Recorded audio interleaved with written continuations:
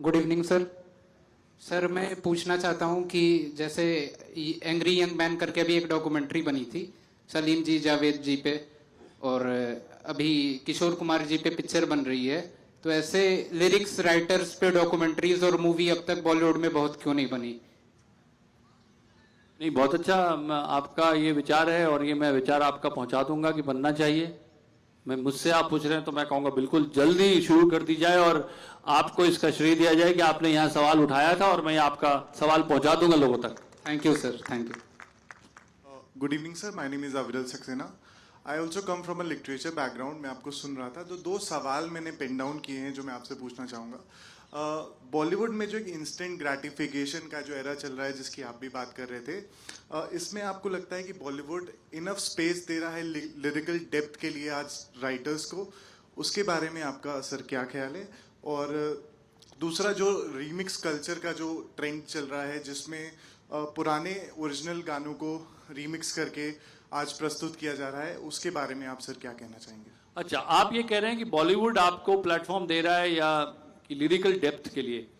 देखिए, बॉलीवुड को अगर आप एक व्यक्ति कहेंगे तो फिर गलत होगा। Bollywood is an ecosystem. वो इकोसिस्टम समाज से जुड़ा हुआ है। लिरिकल डेप्थ क्या हम ढूंढ रहे हैं? मैंने कहा कि ना कि बॉलीवुड पर दोषारोपण या उसी को पंचिंग बैग बनाने की जगह अगर हम थोड़ा सा समझें कि ये इकोसिस्टम क्या है, क्या ऑडियंस लिरिकल डेप्थ ढूंढ रही है। मैं आपको अपने अनुभव से बता सकता हूं कि देखिए, गाने में मुखड़ा और अंतरा होता है।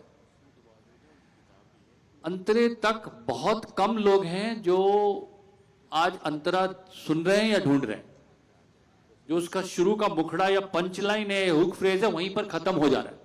और किसी ने उसको हुक फ्रेज अगर बन गया, गाने का जो एक संपूर्ण अस्तित्व होता है, जैसे जो लोग क्लासिकल म्यूजिक सुनते होंगे वो जानते हैं कि भाई अलाप होता है, उसके बाद आपने कहा बड़ा ख्याल आया, फिर ताने हो रही हैं, छोटा ख्याल आ रहा है, एक पूरा एक स्वरूप होता है। ऐसे गाने का एक स्वरूप होता है, एक पूरा। देखो इन्हें ये ओस की बूंदें, पत्तों की गोद में आसमां से कूदें, अंगड़ाई लें फिर करवट बदल के, नाजुक से मोती हंसते फिसल के, खो ना जाएं ये तारे ज़मीं पर।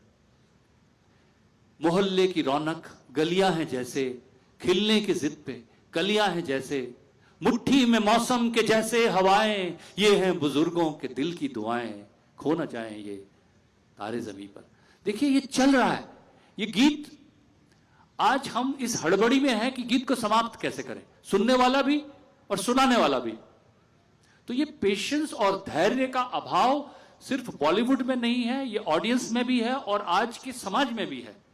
तो कहीं इस वजह से आपको वो लिरिकल डेप्थ कम दिख रही है और कुछ हद तक मैं आपसे सहमत हूं। लेकिन इसका दोषारोपण सिर्फ बॉलीवुड पे ना करके, फिल्म पे ना करके, एक पूरे हमारे जो पूरा इकोसिस्टम है उस पर बात होनी चाहिए।